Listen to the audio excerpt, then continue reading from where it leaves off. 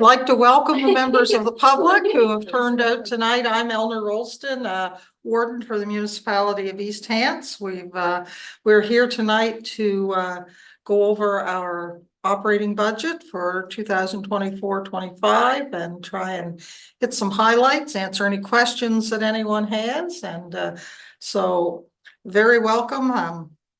And with that, I'm just going to turn it over to our CAO, Kim Ramsay, and let her walk us through our budget. Thank you. Thank you, Warden.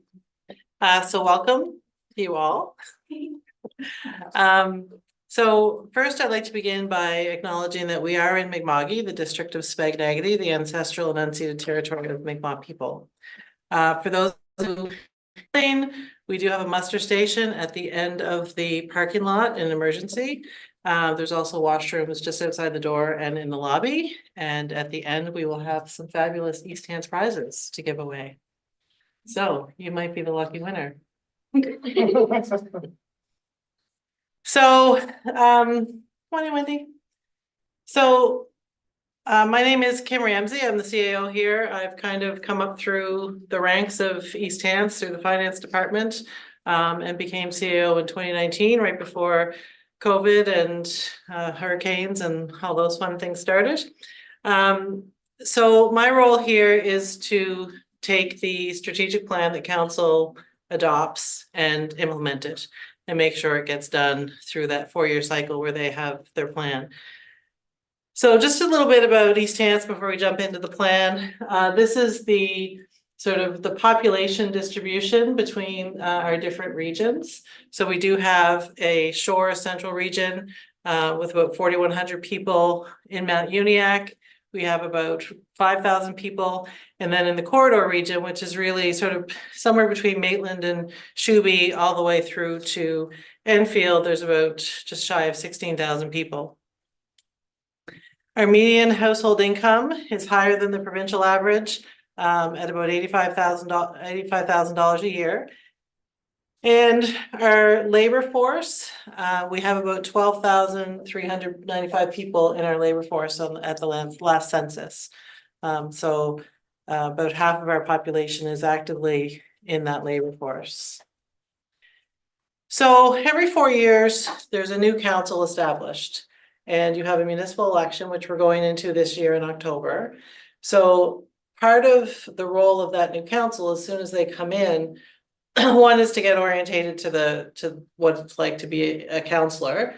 But once we get into that season of the 4-year session, their first huge job is to determine what the strategic plan is for the next 4 years while they're governing for the municipality. So the last strategic plan, we have our mission and our vision, and basically talking about providing service excellence. So one of the things we pride ourselves on is how we operate internally for East Hants, and then looking at how we're building strong and thriving communities, and that's across East Hants. And we have very different needs across our different communities. So there's different needs in the corridor area with all of the urban development compared to the rural areas, compared to suburban Mount Uniacke. So, you know, we can't just look at one area of the municipality, we look across the board. And then council's vision is that East Hants is a vibrant, welcoming community that embraces rural and urban living and a place where people feel connected. So that's where we come in. So, you know, making sure that people have information about the municipality, can have programs, have places to go, have activities for their kids, all of those things help people feel connected. So the key strategies that we have, one is to make sure we have sustainable infrastructure. The other one is for corporate excellence. So that's really how we operate inside this building and in our other operations throughout the community, to make sure we have strong communities. And then also to make sure that we have economic prosperity, because if we have strong business and corporations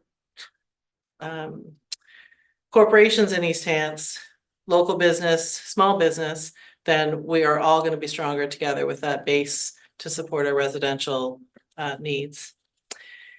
So we're gonna go, part of the presentation tonight is to go through each one of these sections and let you know what it is we're doing to accomplish some of our goals in those sections. But first, I wanted to talk a little bit about our budget. So when we look at a municipal budget, you've got primarily three. You have your operating budget, your capital budget, and your water utility budget. So those are the three things that we focus on. So our operating budget, the total budget for the municipality is about $47 million.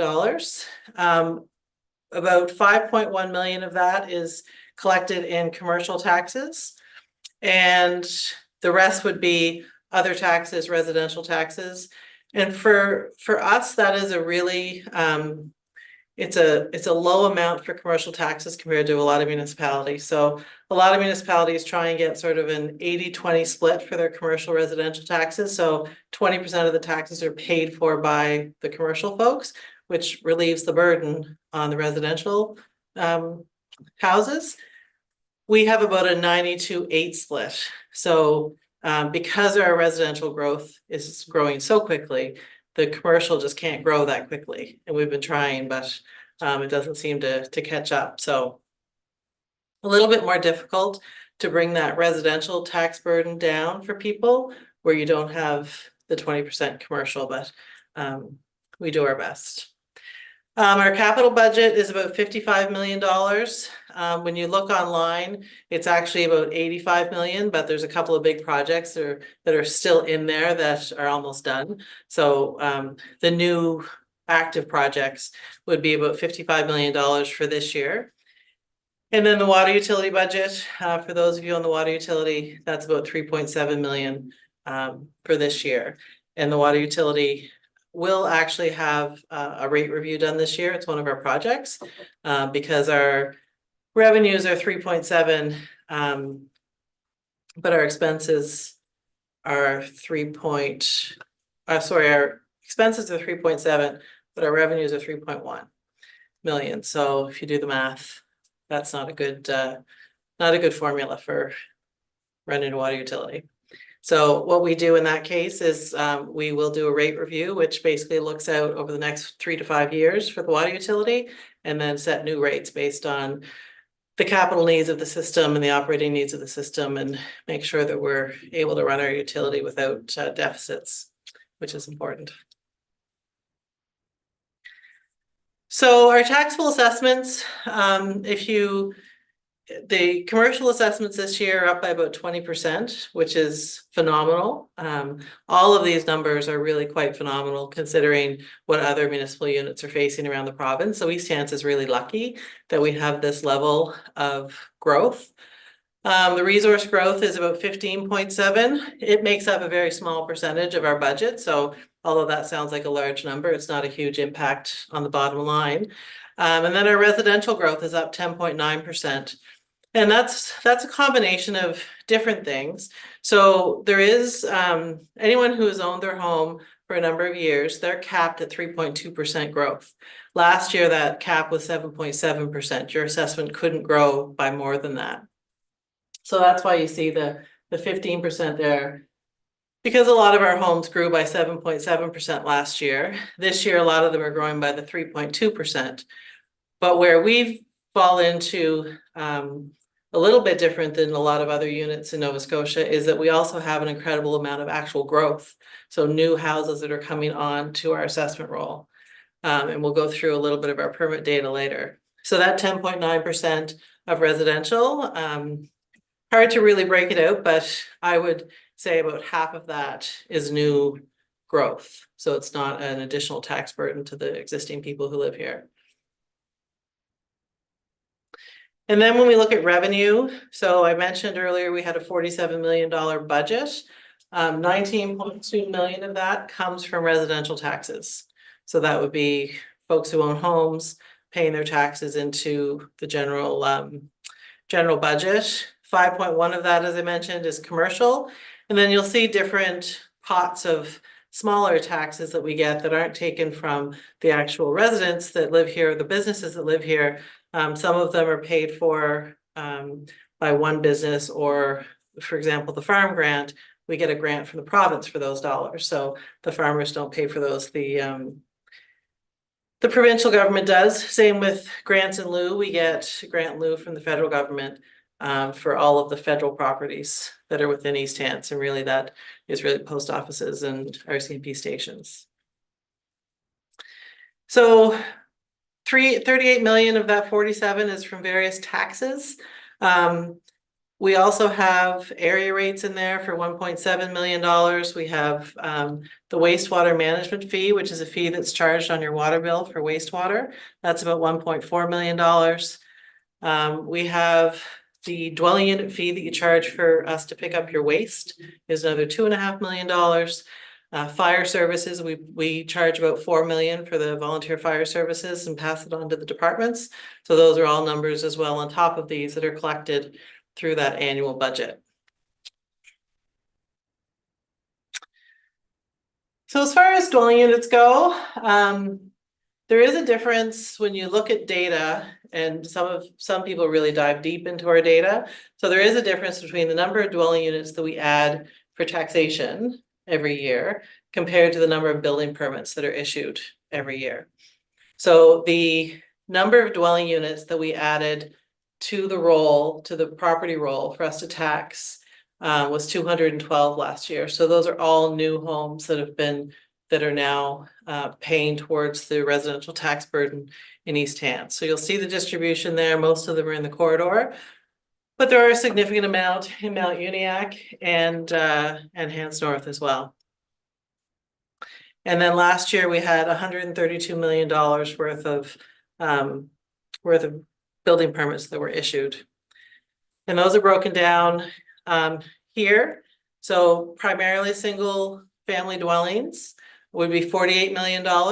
And then next we have industrial. And if you add the industrial commercial, the 25 and the 16, you're at about $40 million of commercial development. And then multi-unit and double dwellings are another 35 million. So again, a really fantastic problem to have. But with all of that development and growth comes some extended responsibility to make sure that we have the infrastructure that we need to build out the community. And I should say I'm going fairly fast. If you have any questions, you can feel free to stop me at any time, raise your hand, and we can answer them. So just looking historically at our building starts. So as you can see, back in 2019, pre-COVID and really pre-big development approval. So since 2019, despite the pandemic, we have done a lot of large development approvals, which we're now starting to see in the numbers of dwelling units that we have every year. So 153 building permits was about normal back in 2019. We would usually add anywhere from 70 to 100 homes onto the roll every year. Now we're at 212 this year. We had 300 last year. So we're certainly increasing year over year. These are the number of permits. And as I mentioned earlier, the timing of permits, they only really get on the roll as a final dwelling unit if they're complete at December 6th is the magical date. So if you're complete, then you get on as a full dwelling unit. And then just looking at these by type, as you can see, most of these are single dwelling unit, very tiny sliver of commercial, and then that multi-unit dwelling, which would be your apartment buildings, and the double dwellings would be your townhouses and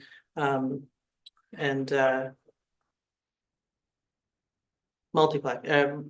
What's the word I'm looking for? Duplexes. Thank you. So just a quick look at the businesses in East Hants. So there's 634 registered businesses in East Hants, and that's increased by 47 from the year before. So that's, from the prior census. So those are all businesses that we have a Department of Economic Business Development that supports all of those businesses who need it. We'll go into that a little bit in our strategic plan review. And you can see that most of the businesses in East Hants are 1 to 4 employees or 5 to 9 employees. So we really are built on small business here in East Hants. You have the very large employers, the Mill and Shawbrick and a few others, but really the backbone of our business community are small business. And I did put in here a slide on how many businesses in each industry. I personally find this fascinating that we have the lion's share of our small business in East Hants for construction businesses.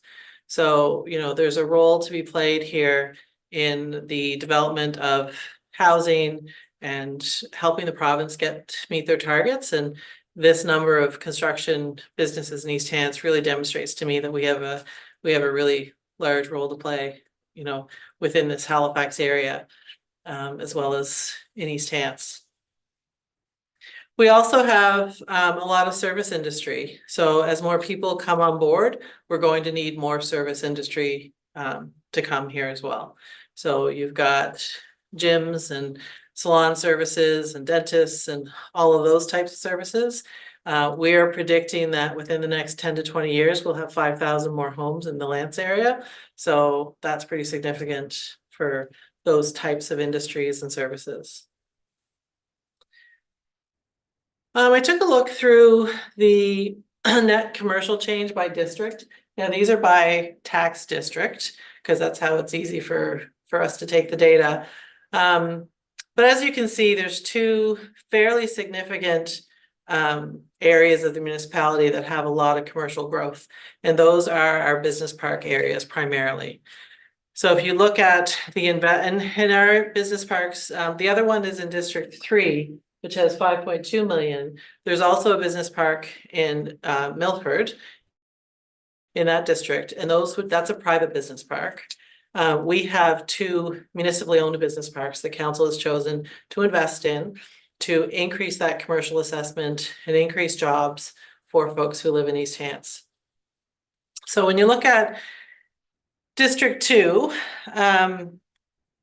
the increase there is a little bit up from like the big Sobeys and Superstore assessments, but 9.7 of that 13 million is from the Elmsdale Business Park. So when you take that and look at what that equates to in commercial taxes, that's about $251,000 in new commercial taxes from the Elmsdale Business Park, and primarily that is new construction. So that's all of the new buildings that are going up at the end of Park Road. There's also 4.1 million in that 5.2 number from the Hubley Loans Road area in Milford, where they have the private industrial park, business park, and $4.1 million of assessment comes from there. There's, along the board here, you've got all kinds of commercial assessment being added, I'll say in fits and spurts. The other large one is in Mount Uniacke. And in Mount Uniacke, there's a couple of big properties that increased by about $1 million outside of the business park, but 5.7 million of that 8.7 is business park growth in Mount Uniacke. So really great payback for the investment that council's making in that area. Just a reminder of taxation in Nova Scotia. So the Property Valuation Services Corporation are the ones who do property assessment in Nova Scotia. It is a municipally owned corporation, but the municipality of East Hants doesn't own it. So it is municipally owned across the board, and their board is made up of some municipal representatives. But they are the ones who look at your house or your business and determine how to assess it and what it should be assessed for and whatnot. So, of course, when you look at assessment, and people often get confused about this because they get their tax assessment notice and they think, oh, my assessment went up, my taxes are going to go up. And that's not always the case. Calculating what we call your tax burden is really what people should be worried about.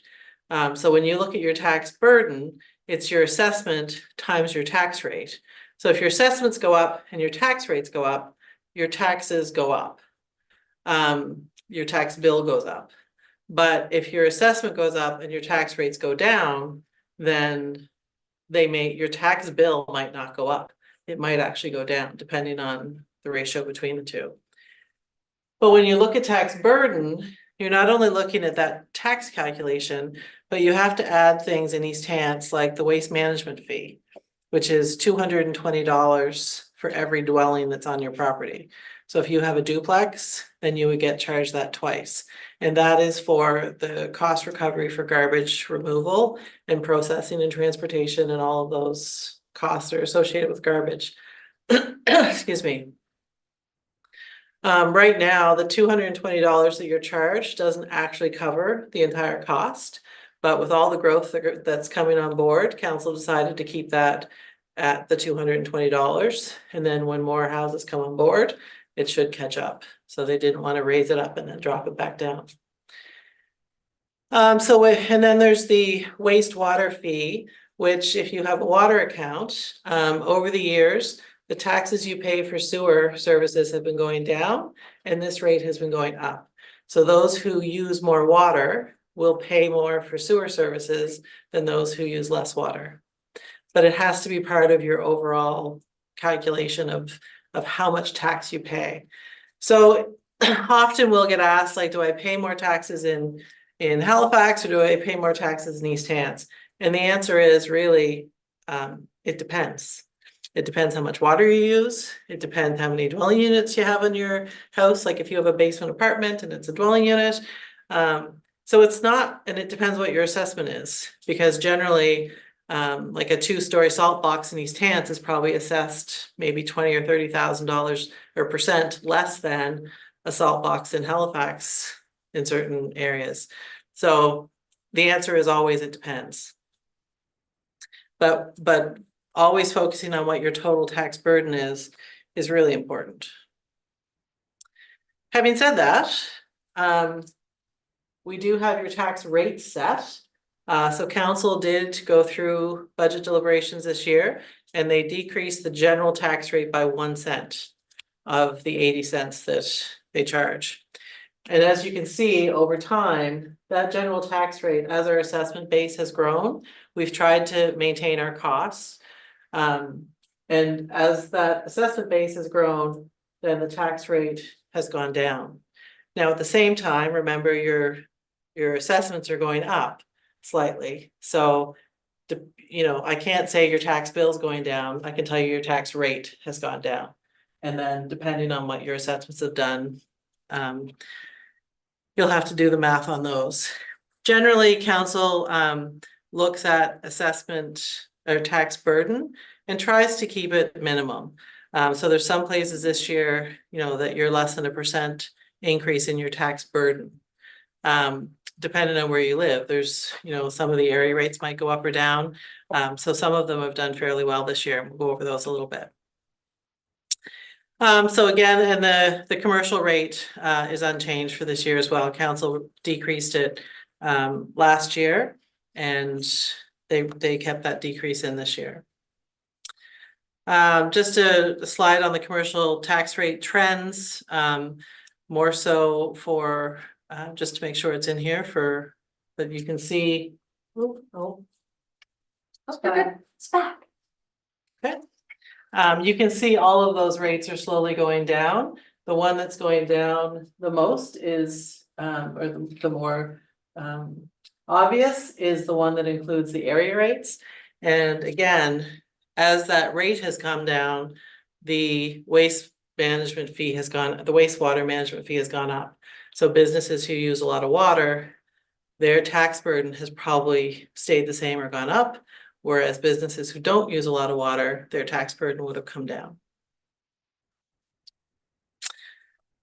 So if you live in from Enfield through to Shubenacadie, you likely pay, and you have water when you turn on your tap that you don't have a well for, or you can flush your toilet and it goes into the sewer system, you pay the urban service rate. That rate covers all of your urban services, street lights, sidewalks, fire hydrants, all of those urban type services. That rate this year is going up by 0.5 cent. And again, that wastewater management fee charged on your water bill gets paid to this service as well, and that rate is staying the same. And here's sort of a picture of who pays what. This green is folks who just pay for sidewalks. And then there's a little bit of I guess bluer blue. Those folks pay for sidewalks and streetlights, and then the bright greens pay for everything. So the streetlight, sidewalks, hydrants, those are the folks that are on the water system. So that's for this corridor area for area rates. We also have other area rates throughout the municipality, mostly streetlights, but we do have fire levies that are levied across the municipality to 13 different fire departments. We also have a sportsplex rate, which is 4 cents, levied from just outside of Shubenacadie through Belknap and then down through Grand Lake and all of the corridor area. And then we have a Mount Uniacke recreation rate. This year, council did something a little bit different. They increased their budget for detransfer tax. So we've been consistently getting $3 million for detransfer tax, but not really wanting to budget that much because we were never sure when the bottom was going to drop out of the housing market. It hasn't. So council has increased that detransfer tax budget to $3 million. And what they did with the difference is they took the money that they're collecting and they funded some area rates with it, is probably the easiest way to describe it. So historically, the urban service rate that we just talked about has gotten a growth management grant from council of about $440,000. So council wanted to level that playing field a little bit. So they funded the Enfield, Grand Lake and the 9 Mile River streetlight rates. So those folks in those areas now pay $0 for streetlights because it's being paid for out of this new grant. They took all of the smaller fire departments, all of them in the rural areas, and they reduced the fire levy by 1 cent for everybody. So all those folks pay 1 cent less for fire. And the 1 cent is per $100 of assessment. So they reduced the rate by 1 cent, but they replaced that money with a grant to the fire department. So the fire departments don't lose any money, but the folks who are paying their levy pay a little bit less out of their pocket every paycheck. So same idea with the sportsplex. They gave the sportsplex area rate a $65,000 growth management grant. That is not going to be used to reduce the rate. That'll be used to subsidize what needs to be subsidized at the sportsplex. And then the Mount Uniacke recreation rate. Currently, they have an area rate. They're sort of building enough money to build something in Mount Uniacke with respect to recreation. So their councilors established a 0.07 of a cent rate on Mount Uniacke's infrastructure or on their tax bills, so they can pay for new infrastructure, be that a community center or parks or whatever the community decides that they want to need. So putting money into that pot, council will put $212,000 into that growing pot of funding so that when Mount Uniacke communities decide what they want to build, then they'll have a fund to start that project. So not a lot of money overall, but it certainly is going back to help a lot of different people across the municipality. So we'll see where that goes in the coming years. We also, in the last few years, have been working with the East Hants Arena Association on the East Hants Sportsplex. So in 2021, the municipality assumed ownership of the building and the Arena Association has been operating it on behalf of the municipality. Come May 15th, which is Wednesday, that will shift over to municipal operations. So the area rate for the sportsplex is used to fund all of the necessary work at the sportsplex. And there is money in reserves for that. I think we have, at the end of this year, we'll have about 300,000-ish in reserves.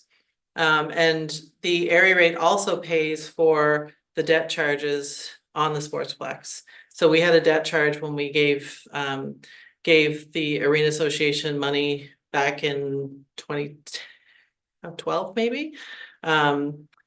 We have debt charges on that $3.2 million. And then when we took the sportsplex over ownership in 2021, we have more debt on that money that we paid out their mortgage. So that's what that area rate is used for. Everybody in the municipality has fire services. So we truly value our East Hants volunteer fire service. We raise about $4 million in levies for them every year, and those are distributed to the departments, and the departments are responsible for their own budgets, their own operations. We do provide them with support on various projects. If the chiefs come to us and say they need support from a municipal perspective, we will do that. We pay for things like their workers' compensation premiums. We have a counseling fund for them. There's a risk management consultant that we have that provides them with all their advice on insurance and incidents and all sorts of things. So, you know, we don't get involved in their operations, but we will support them in any way that we can. And if you haven't seen the new volunteer fire video, I would encourage you to go on our YouTube channel and look at it and sign up to be a volunteer at your local fire department. Full plug. So another sometimes surprise for people in municipal budgets is the amount of money that we pay for education.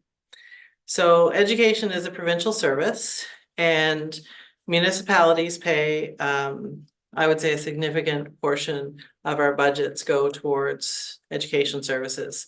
And it really is just a calculation, and they send us a bill and we have to pay it. We don't have any say in education. It's a direct transfer to the province. So as our assessment is based on assessment. So again, a good problem to have, but as our assessment grows, we pay more into that education pot for the province. So last year we paid 6.3 million. This year we're paying 7.3 million. So 7.3 million of our 47 million is completely out of our control, just gets collected and gets distributed back to the province. So that is of your 80-cent rate, it's about 28 cents on the general tax rate. Just a question, Kim. Yeah. It's Wendy Matheson Withrow. Is the increase due to increased enrollment or increased costs, or a combination? Neither. Neither. Okay. So And just to this, point out, that was originally transferred to school boards from municipal units, or it always went through the we've province? always sent it to the province. Okay. Yeah. So it's neither.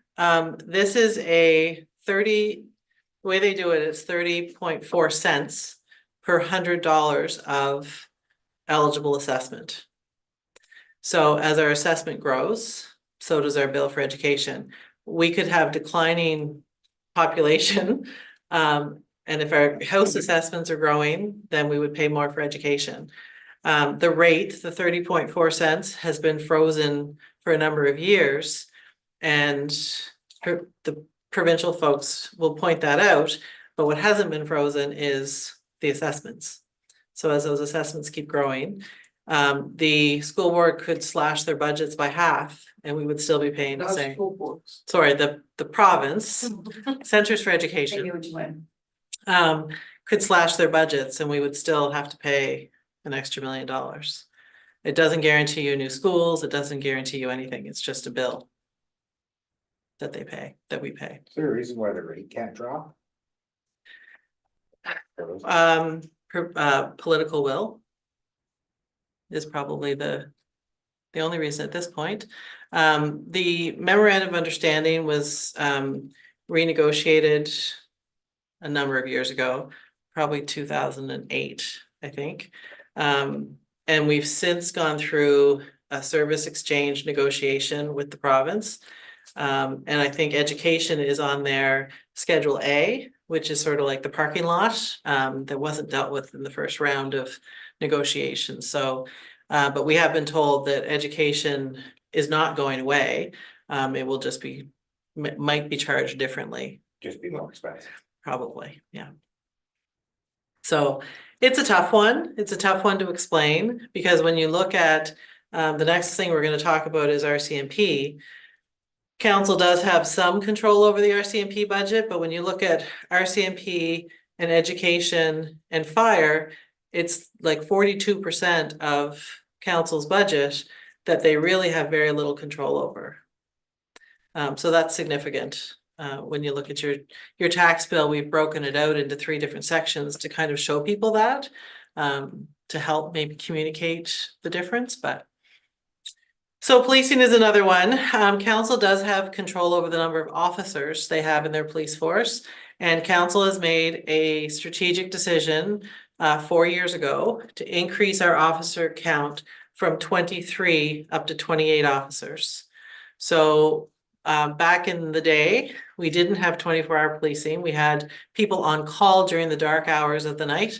I think it's like 3 a.m. to 7 a.m. With this new model, come April 1st this year, we've now been able to go to a 24-hour policing model. So you have active policing in the municipality 24 hours a day. And we are also part of a pilot project, which has been a little slow to get off the ground, just from a staffing perspective. But where council has agreed to fund 2 positions in our RCMP structure, those folks will be doing a lot of the administrative work that an RCMP officer would do as they come off their shift. So a lot of the paperwork, a lot of the court work will be done by these 2 people, so that our members can be out policing our communities. So that has cost the municipality an extra about $1 million over the course of the last 4 years, $1 million a year by year 4. But we're getting a different level of service as well. So it's not just increasing for the sake of, you know, you're adding a couple of years, we added 2 bodies, another couple of years, we added 1. So last year, our budget did go up by about, or for this year, by about $690,000. That includes 1 officer. And then the rest would be that general increase in the cost of we pay per officer to the federal government, to the province. So it's a combination of 2 of those things.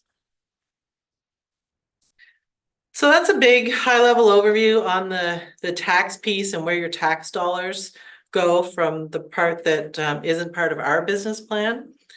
Our business plan has, as I mentioned earlier, 4 components to it: infrastructure, how we operate here, building a strong community, and economic prosperity. And those are the 4 pillars that we sort of live and die by. So for sustainable infrastructure, some big projects I wanted to mention. One is the Shubenacadie wastewater treatment plant. That is coming online this spring in June. $9.5 million project. $3.5 million of it was funded by provincial and federal money. Huge development for the village of Shubenacadie. So we haven't been able to issue a building permit to a new lot in Shubenacadie for ages because they didn't have sewer treatment capacity. They're going to have that now, and you'll see Shubenacadie really take hold because they got a new water treatment plant, they have a new sewer treatment plant, away they go. So we're excited to see what that will bring for Shubenacadie.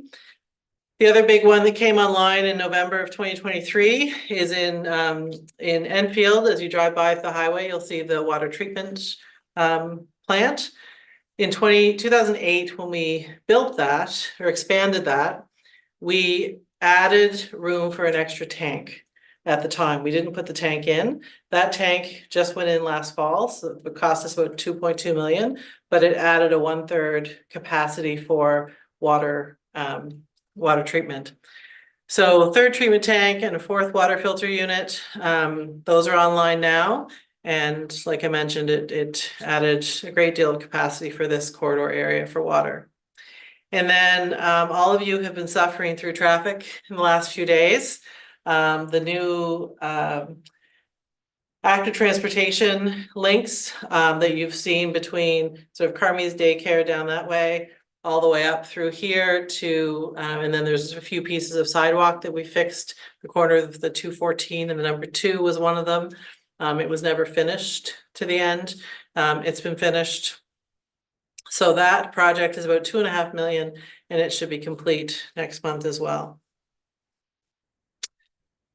For some of you who pay attention, you would have seen that we had one day last month where we had announced over $15 million in infrastructure money for East Hants from the federal government and from the province. So these aren't really exciting projects to talk about, but they're pretty key to development and to making sure that our sewer systems are working the way that they should. So we have a massive collection upgrade, a big sewer main that's going to be put in Lance. It's about $9.2 million project. We have 4.7 million in provincial funding. So that will make sure that we have a good balance of all the new growth in Lance, sort of bypassing or not impacting the new or the old homes in Lance and getting it directly, it being the poo and the pee, directly to the plant. Same idea for the sewer upgrade on the Highway 214. So that's this road here. We've twinned that and now getting that from the 214 down to the sewer treatment plant is the next phase of that project. And we have 2 lift station upgrades. So if you're driving along and you see like a big concrete block on the side of the street with some pipes going in and out of it, those are lift stations. And they don't look like anything other than a big block of concrete mostly. But when you open them up, they have very complicated pumps and electrical components and whatnot. And they are about $1 million to upgrade. So they're like an iceberg. There's lots underneath that you don't see. So those 2 projects are nearing $1 million, and we got 50-cent dollars for those as well, which is fantastic.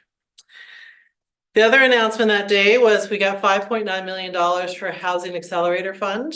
That is a federal program that the feds are putting certain stipulations on municipalities in return for funding. And all of the projects that we have to do are intended to accelerate housing to market. So some of the initiatives that we'll be looking at over the next 3 or 4 years is looking at our village core. So Shubenacadie, Lance, Enfield, Elmsdale. I think that's it. So we'll be looking at those. Right now you can build a 12-unit building as of right. We'll be looking to see if we can make that a 16-unit building as of right. We're going to use, right now in East Hants, you can build a secondary dwelling unit in your house or your yard if you want. Everywhere pretty much allows that to happen. From a zoning perspective, maybe not from, some of the floodplains, but we're going to be promoting that because not a lot of people know that they can do that. And then doing things like council has just agreed to waive the permit fees for secondary dwelling units. So those types of things will make it easier for people to add housing capacity on their homes that they already have. There's a couple of big planning strategies, Mount Uniacke secondary planning strategy and the Lance secondary planning strategy. Mount Uniacke strategy, we'll talk about both of those in a minute. There's a Shubenacadie Village core parking to make sure that there's enough parking in downtown Shuby because a lot of the properties that would like to develop in Shuby simply can't if they want to meet our current parking regulations. So by putting sort of off-site parking in a municipal parking lot, which we've never done before, we don't own any other just standalone municipal parking lots. But by putting one in Shubenacadie will allow that downtown Shubenacadie core to develop quicker. And then a lot of things internally that we plan on doing around building inspection, doing a little bit more electronically, hiring more building inspectors, those types of things to sort of speed up that process of getting housing to market. So part of this too is we have to have a housing strategy. And we're through the, we have a housing strategy committee. We also have done, sort of this is the list of things that the housing strategy will do. And we're working our way through those. The committee just got struck probably 3 months ago and have had a few meetings to sort of get their feet wet. And just for information, these are the Housing Strategy Committee members. They were selected by our nominating committee. Thank you. We had a significant amount of interest in being part of the housing strategy. So these members were the ones that were selected by our nominating committee. And they're doing some really good work so far. So the other part about sustainable infrastructure is studies. And I know it sounds like we study a lot of things, but we really do have to study a lot of things before we, dive deep into spending $9.5 million on a main or, $15 million on this infrastructure or that. So we do have a lot of studies that need to be done in this coming year. Some of these are also regulated studies. We can't not do them because through regulation, we're being told by Department of Environment or whoever that you have to do them. First one's a good example. The next one, the Lance Lagoon Sludge Management Plan. That is a capacity study. So there is lots of sludge at the bottom of the lagoon. And the better you manage that, the longer you can go without cleaning it out and making the lagoon bigger. So it's not really, sounds fun. But those are the things we have to think about. And then one of the other ones that we're sort of starting to dip our toe into is the flood mitigation study. So the very first one we're going to do is in Paley Brook. And that will sort of tell us what kind of infrastructure needs to be improved or upgraded or built to improve flooding in that particular Brook's watershed.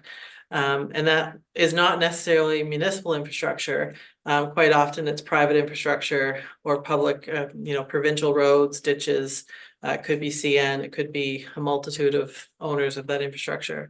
But somebody has to study it. Somebody has to know what to do next. So this year we're doing the Paley Brook, and it'll be proposed in next year's budget to do Barney's Brook in Lance. Yep.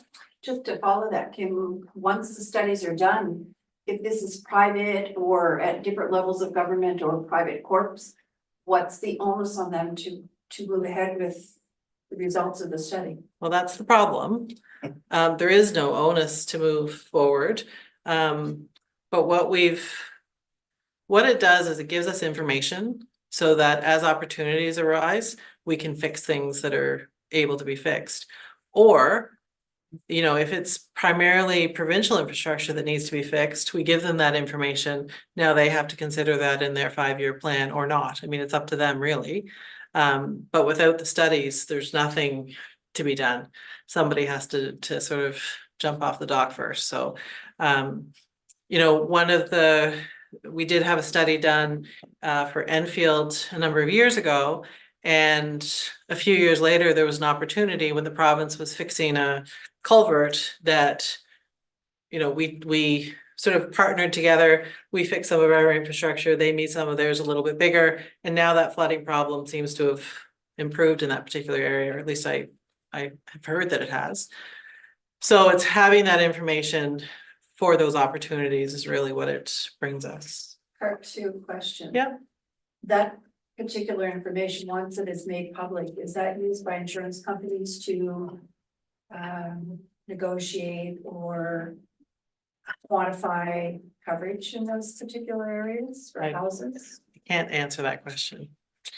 Yeah, I know our zoning is often used, but I can't answer the question how it impacts insurance companies. it certainly would be public information.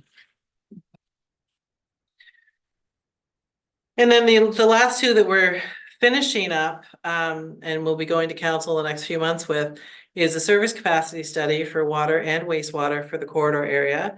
And the wastewater treatment plant optimization study.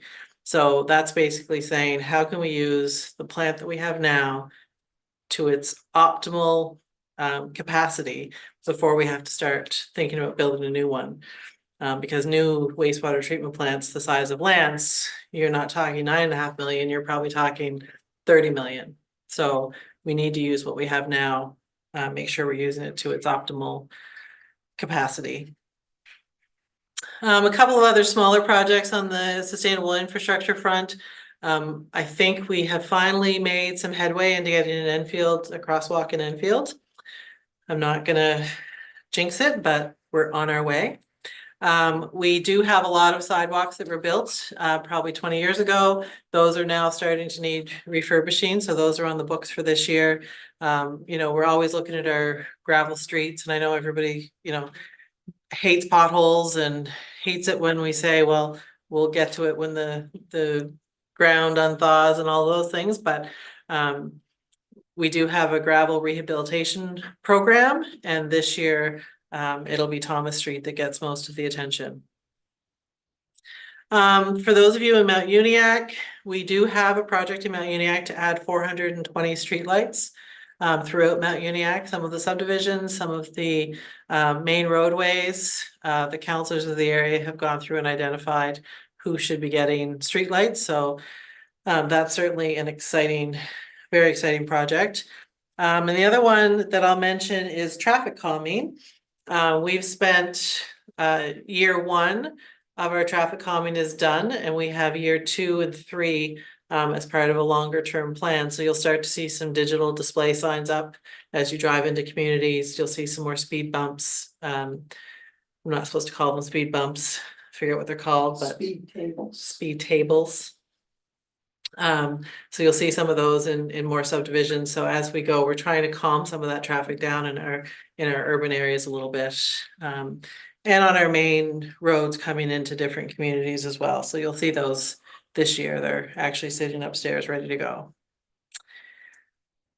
Along the sustainable infrastructure front, for those of you who lived here forever, you will remember that there was an Elmsdale elementary school and a Lance elementary school.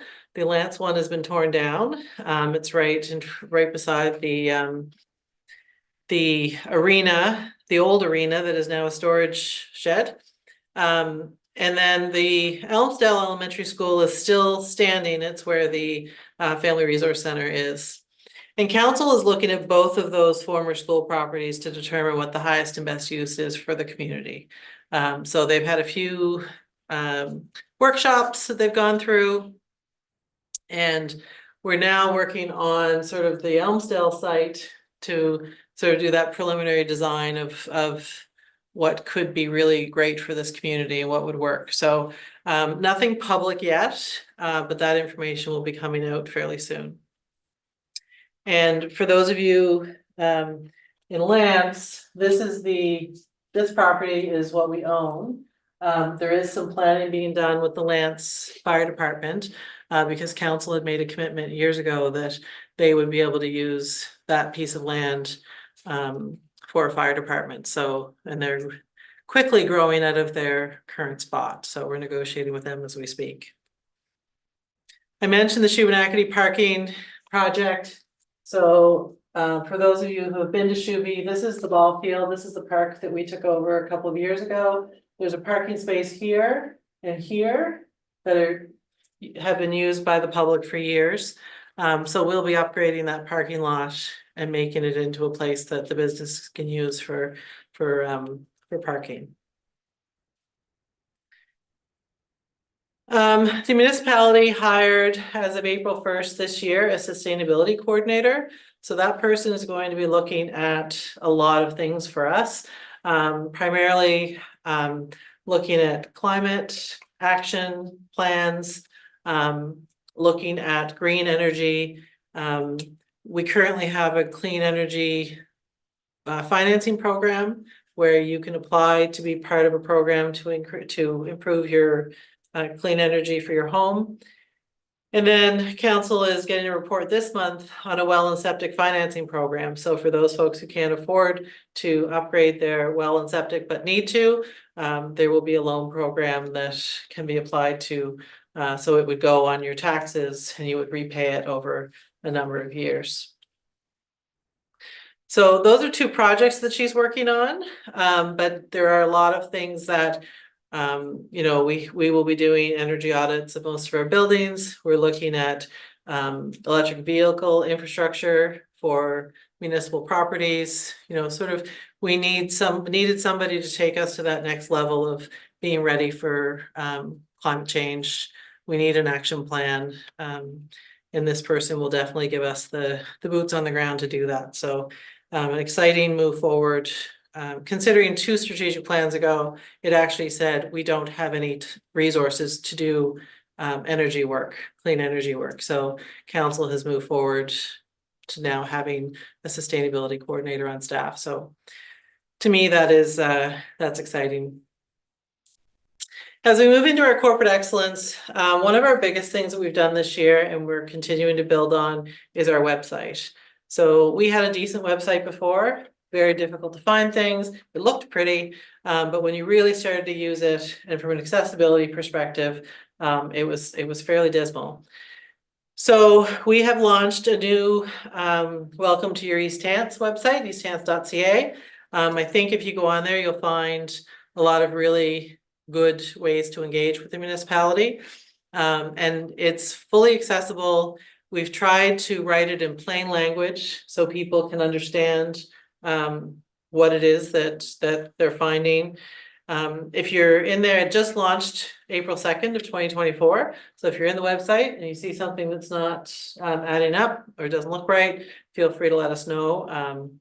As we find things, we're fixing them, but you'll find some pretty cool stuff on there. All of our planning applications are on there and what stage they're at and the reports that go with them. We also have web mapping tools if you want to find parks and playgrounds. You can find zoning. It's all there to be found. Oh, there's some pretty cool apps.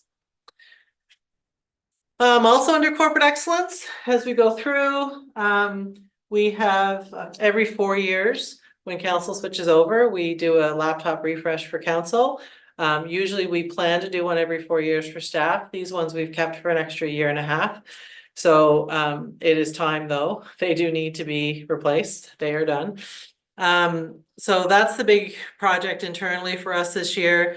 We are also replacing the council conference and voting system in our council chambers. It has reached well past its useful life. So it'll be replaced this year.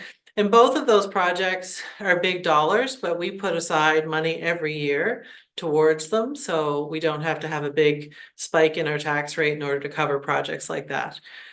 So every year we're putting aside money to replace our laptops and our voting system and all of that equipment that we have.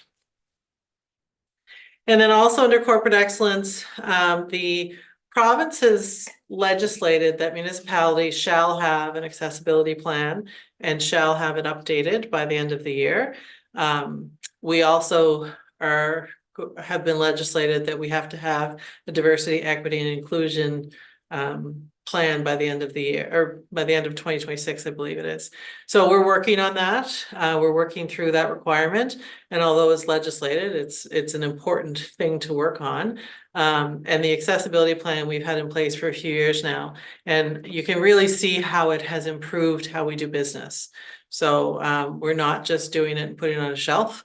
We're doing these plans and actually implementing them in the way we do business. So there is provincial support through the Association of Municipal Administrators for these 2 plans. And we're actively participating on those committees and helping other units get where they need to be. So another exciting project this year is a municipal election. So those of you who have been around East Hants for a long time, you'll know that every once in a while we have to go to the utility review board and our electoral districts do change. This year was one of those years. So last year in 2023, we went to the utility review board and proposed these new districts. And the way that it works is the districts you propose have to be about the same size as each other. So population wise, but obviously not geographically wise. So if you look at the Hants North area district, the new District 5, it's much bigger than this little district in Lance.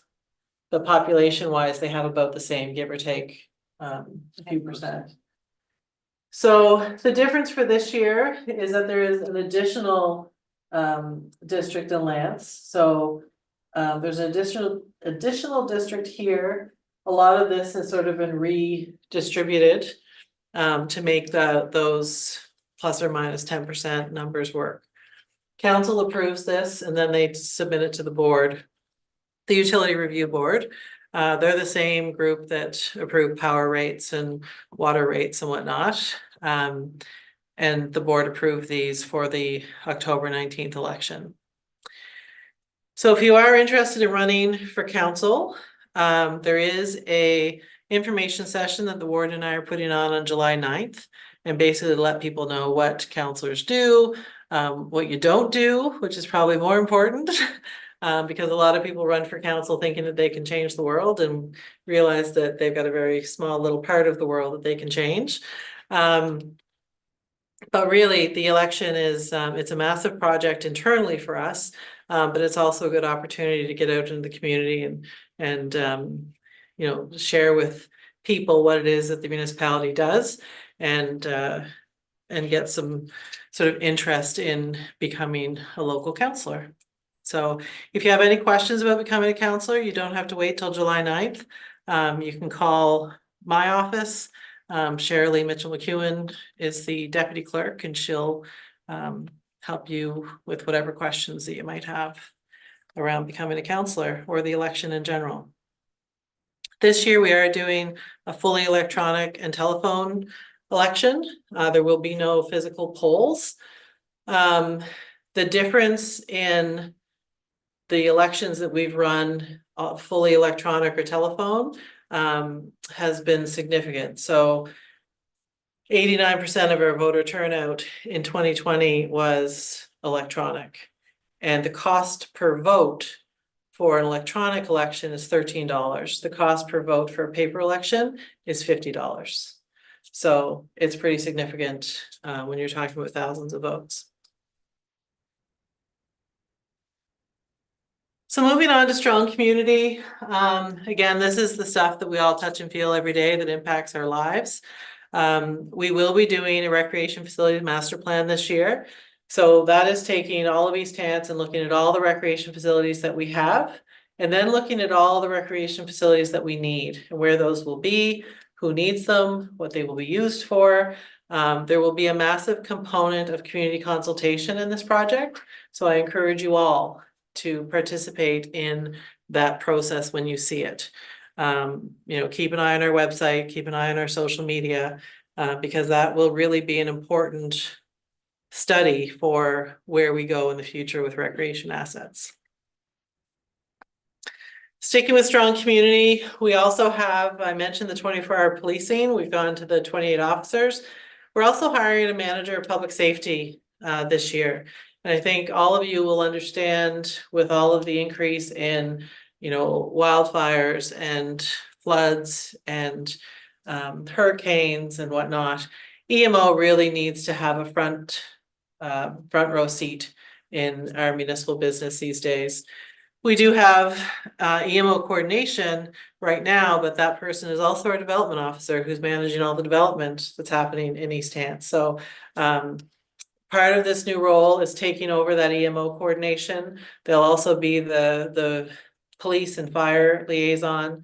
And then we had a community group that was doing senior safety in East Hants that folded. So that person will also be doing senior safety and some senior programming in concert with our recreation folks.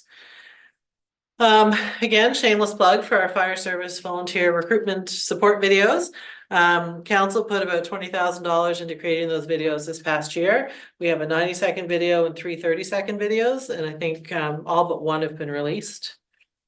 Yes, and I think one might be. Yeah, one's coming, and anyway, they're fabulous videos. Our local firefighters did an amazing job in them. And really, they need the support. They need volunteers, not necessarily people who are gonna run into buildings that are on fire, but there's a lot of peripheral support that our fire departments need as well. And then there's another project listed here, the spill boom replacement and storage. So again, you know, this is a fairly significant project that hopefully we'll never have to use. The spill boom is if you have, you know, sort of pollutants in your waterways and you need to stop them from spreading. So we do have to replace ours, and hopefully you'll never know we did it because we'll never have to use it, but we'll have it on hand if we do. Another one for strong community is an active transportation network that we've been working on for years. It's not all complete yet, but again, this planning has to take place in order for these types of things to happen. So this is the sort of from, that's Robert Scott Drive, just for reference in Lance, all the way through to Elmsdale. And if you look at these green lines, that's the active transportation trail plan for this area. So the big ones for this year, this is the new Clayton development. And there will be a bridge across the 9 Mile River that comes in behind Sobeys and comes down and meets up with the sidewalk here, and then comes down and goes into the new subdivisions that are in Elmsdale. So the vision is that if you're an employer in the Elmsdale Business Park or at Sobeys or anywhere in between, you will be able to have employees who can get to your place of business through active transportation. They will be able to bike across the river, bike behind Sobeys, and get back onto the sidewalk, and then get to wherever they need to go. This is the long-term vision, and every time a developer comes in with a plan, we make sure that that gets woven into their plan somehow. So when it's built out, it'll be very exciting. There'll be parks along the way. There'll be, you can sort of tie into all the different community assets, which will be great. So, yep. Sorry, Kim. Yeah.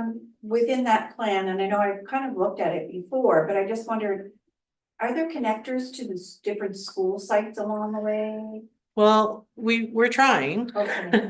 Just wondering. We're planning for those, but we haven't been able to get cooperation from the school board, from the Centers for Education, to tie those into the schools.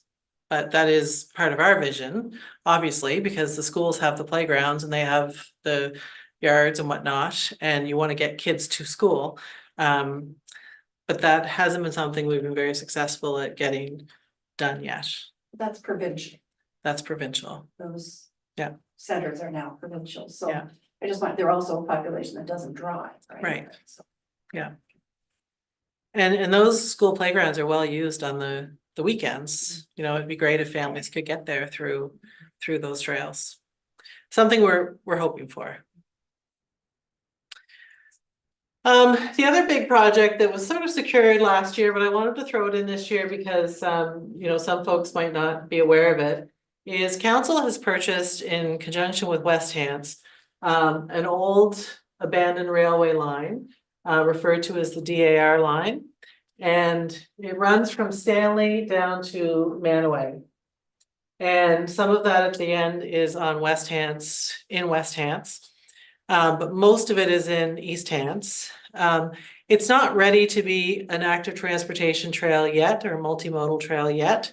There are sections that are being used, but you will see that there are signs up saying these lands are not maintained, and because we've just bought it, we haven't actually developed the plan yet on how that infrastructure becomes a thing. So although it's been on our radar to try and buy it for probably 15 years or more, that was just done last year. So there's still some planning to do there, but really important for the community. There's going to be some, you know, lots of work to be done from a land perspective, but it'll be a beautiful thing when it's done. Yeah, I think it goes beyond Stanley. goes to Maitland, doesn't it? Yeah. Yeah. Goes through Kennecott. Yeah, we have. Sorry. So again, hopefully you've noticed in East Hants that we've been putting some investment into our local communities through playgrounds. We do have 3 new playgrounds in the budget. We have one in Center Roulston, which is a new playground. There was a community center there that was hit by a truck and taken down. That has been replaced by a beautiful new playground for the community. So it is open now and being used quite readily. So that's fantastic. It just opened up this past month. There is also a playground for and a park for Charles Drive in Mount Uniacke. And in the Kiln Creek development in Lance, we're developing quite a large park in the middle of that as part of the open space work for that subdivision. So that's what this is. You'll see some tennis courts, basketball courts, and there's playgrounds and trails and whatnot in there. So it'll be quite significant for that area. And then planning for construction in 2025. There's a park in Lakelands in Mount Uniacke as well that will have a new playground and whatnot in it. So lots going on. This playground, I believe, is the Walton playground that was put in this year. There was one done down at Megalyn Drive. You know, there's lots being built around East Hants, and every year we're sort of building more of these community playgrounds. And we actually have a playground strategy that tells us where these should be and sort of how many kids live within, you know, so many meters of each of these playgrounds. So we're not doing it by accident, it's actually by design. And that's one of the studies that's on our plans that's on our website if you're interested. Looking at economic prosperity, lots being done. We have supported 38 businesses that considered making East Hants home. 8 of those have invested in our community. So once they get built out, it'll be about $38 million worth of investment in East Hants, which is fabulous. And our staff are constantly working on bringing new investment to East Hants. It's one of their largest roles. We've also got a lot of really new functionality for businesses on our website, and lots of opportunities for businesses to do workshops and whatnot in the coming year. So if you are a business owner, I would encourage you to go on the website and find out what's available for you.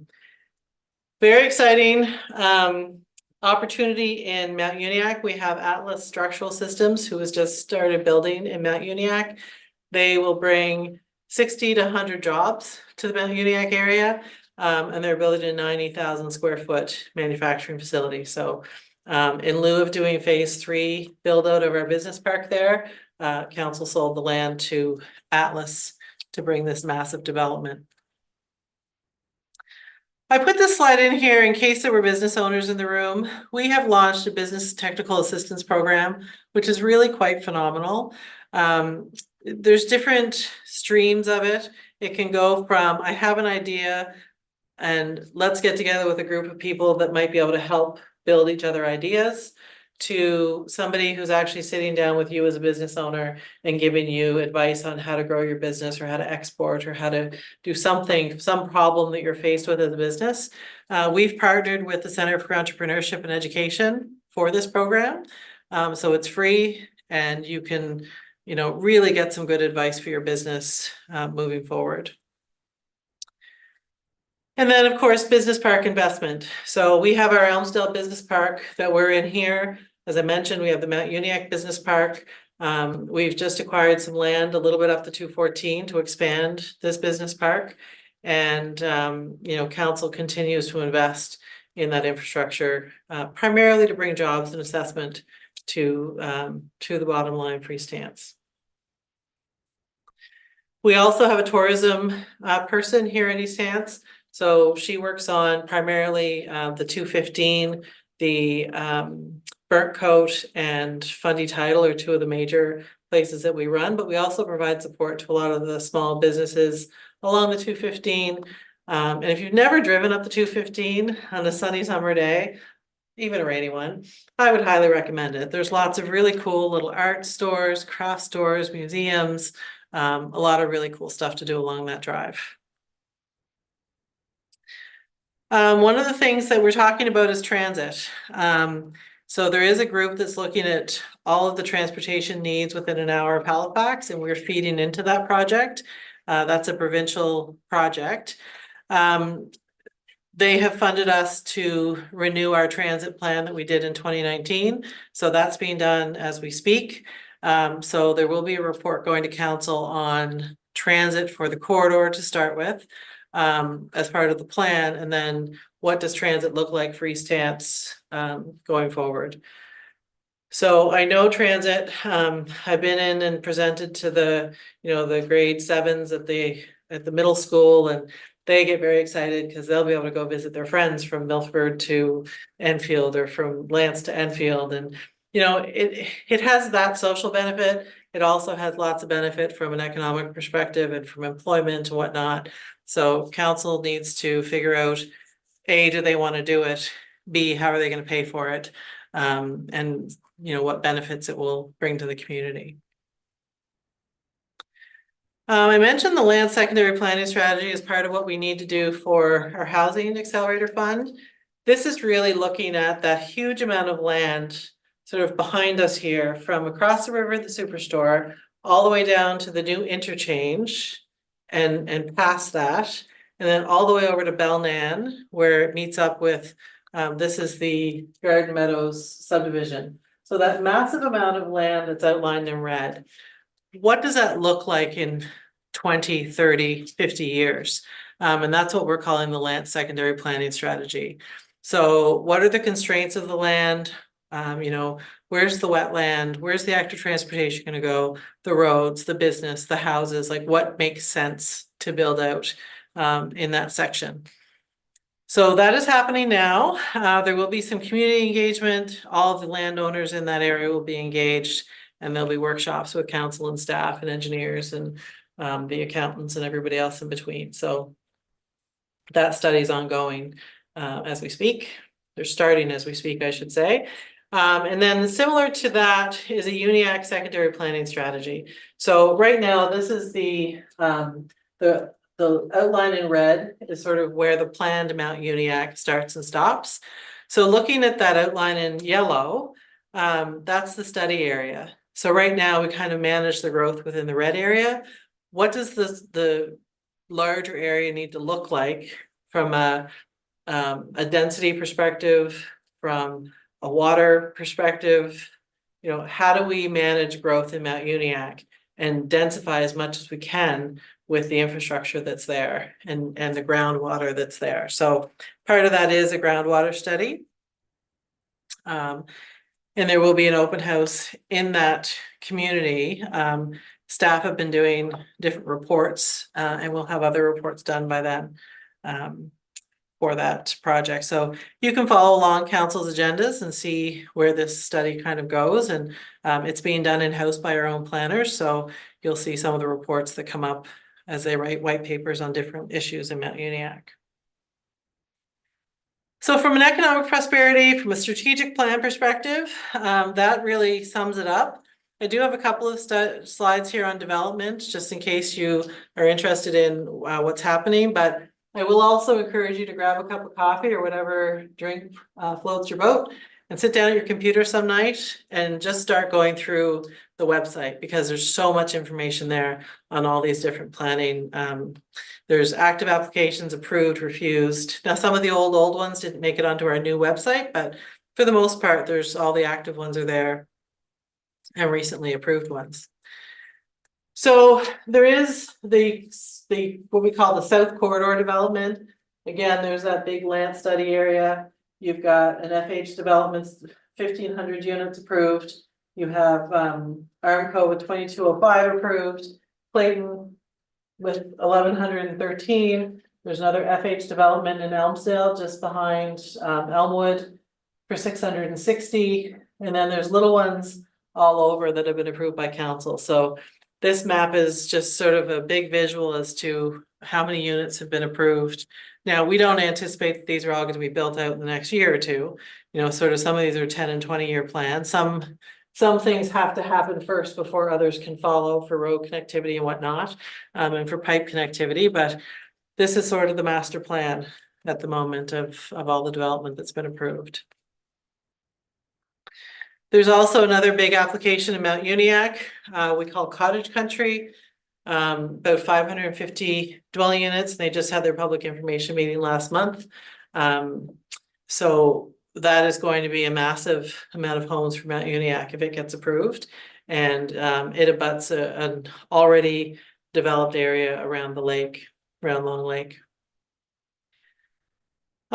This is the one, this is FH Developments that was just approved recently, January 2024 in Milford. So just past Robert Scott Drive is right here. Just past there before you sort of hit into the Milford area. You've got a massive, but this is actually the Milford electoral district and community, I think. This is a big development for FH Development, but 1,500 residential homes. So we'll wait and see how quickly that one develops out. And then in Shubenacadie, there's one that's going through right now. The public information meeting is in May, and that is the extension of Havenwood Drive in Shubenacadie. So lots to talk about there as far as adding 94 dwelling units at the end of that street. There's lots of issues yet to work through with it, but it's an active application. This one was approved in January 2024. Again, this one's off Bakery Lane in Enfield.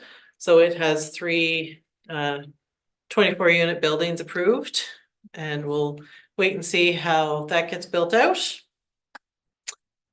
And then last but not least is the Dr. Kim application was approved in October 2023. I put this one in here because it's sort of front and center for the village of Elmsdale, for the community of Elmsdale. So this property is right beside McDonald's, and the expansion plans are for a doctor's office, the Elmsdale Dental Clinic, sorry, as well as a drive-through coffee shop for that area. One of the exciting parts of this is when I talk about the active transportation trail, that green line that I showed you, we've negotiated with them that this will be the trail that comes out along their parking lot to get out to the 214 there. So great connection for us to have made through that negotiation. And I think, you know, when you drive by now, it's an empty lot. The house was moved last year, I think it was. So this with this will be certainly a great addition to our community. So that's it. That's the information that I have to share. I would encourage you to continue the conversation with us, though. We have social media. I would say Facebook's probably our most informative platform. It seems to be where we get most of our traction. But our new website really does have a lot of great information. It's got all of our plans that we've done or that we will do. There's a section you can go under municipality, and under plans and reports, you can see the strategic plan, the accessibility plan, recreation plans, budgets, water reports. Anything that we've done is there for the public to see. And then we also have a calendar of events on our new page. So a lot of information on there, and really just anything and everything that you need should be on the website. So with that, I'll open the floor to questions. And again, if you have any questions tomorrow or the next day, feel free to reach out to us and we'll find the answers for you. Yes. I did have one question. The Uniac Business Development Park is land that we're looking at where there was the red and then expanded to the yellow. Is that owned by the municipality? So that's a whole community. It's not just the business park portion. Oh, okay. So it is the whole, what will likely be the new growth management area of Mount Uniac. Yeah. And the same with the one behind the superstore. That expansion is all privately owned? It's all privately owned. Okay, no crown land in it at all? I can't say that there's none, but none that the municipality owns. The province may own a sliver here or there. There's probably 7 or 8 major landholders in that area. Yeah. And consultation with them will be key as we move forward through the study. Any other questions? Things you thought you were gonna learn and didn't?